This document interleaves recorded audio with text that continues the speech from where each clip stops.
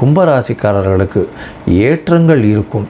இந்த மாதத்தில் 6ஆம் இடத்துல குரு இருக்கிறதுனால சிறு சிறு கடன்கள் வாங்க வேண்டிய கட்டாயம் இருக்கும். 8ஆம் இடம் வலுப்பெறதுனால வெளிநாடு போய் வரக்கூடிய யோகங்கள் உண்டு. திடீர் லேசு லாட்ரி இந்த மாதிரியான விஷயங்களில் திடீர் பண யோகங்கள் வரக்கூடிய வாய்ப்புகள் இந்த கும்பராசிக்காரர்களுக்கு இருக்கும்.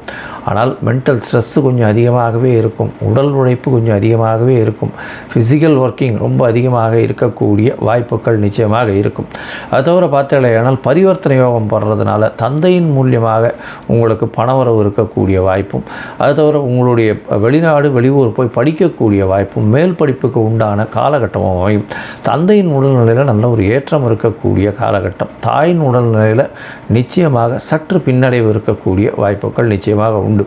படிக்கக்கூடிய மாணவர்களுக்கு நல்ல ஒரு ஏற்றம் இருக்கக்கூடிய காலகட்டம். புதிய முயற்சிகளில் சிறு சிறு தடங்கள் வரும். இருந்தாலும் அந்த முயற்சிகள் தடைகளை தாண்டி நிச்சயமாக வெற்றி பெறக்கூடிய வாய்ப்புகள் நிச்சயமாக அமையும்.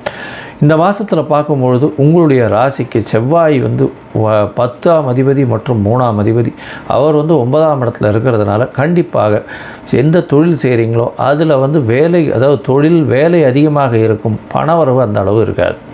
அதனால் பொதுவாக கொஞ்சம் பொறுமையாக இருந்து போகிறது ரொம்பவுமே நல்லது. வேறு மாற்றுத் தொழில்கள் பண்ணக்கூடிய வாய்ப்புகள் இந்த மாதம் வரும். இந்த மாதத்தில் பார்த்தோம்னா சில நாட்கள் உங்களுடைய அதாவது புதிய முயற்சிகளை தள்ளி வைக்கிறது நல்லது. அந்த சில நாட்கள்னு சொல்கிறது சந்திராஷ்டம நாட்கள்.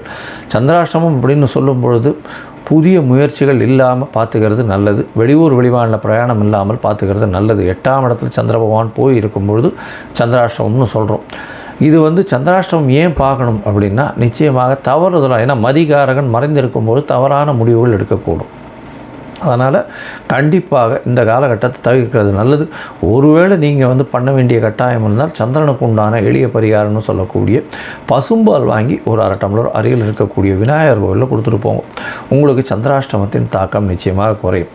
இந்த புரட்டாசி மாதத்தில் உங்களுக்கு வரக்கூடிய சந்திராஷ்டம நாட்கள்னு அப்படின்னு பார்த்தாலேயானால் 21/9/2025 அதிலிருந்து 23/9/2025 வரலும் உண்டான நாட்கள். இந்த நாட்களில் புதிய முயற்சி வேண்டாம்னு சொல்கிறோம். இந்த மாதத்தில் பார்த்தாலேயானால் நீங்கள் கண்டிப்பாக அருகில் இருக்கக்கூடிய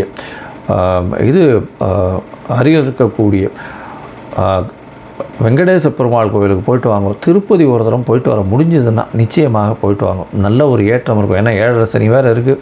நார்மலாகவே 7.5 சனி வரும்போது திருப்பதி ஏழுமலையான போய் தரிசிச்சுட்டு வர்றது பெரிய விசேஷம். அது சந்திரனுக்கு உகந்த ஸ்தலமாக இருந்தாலும் 7.5 சனி வரும்போது திருப்பதி போயிட்டு வர்றது ரொம்ப விசேஷத்தை கொடுக்கும். மாறுதல்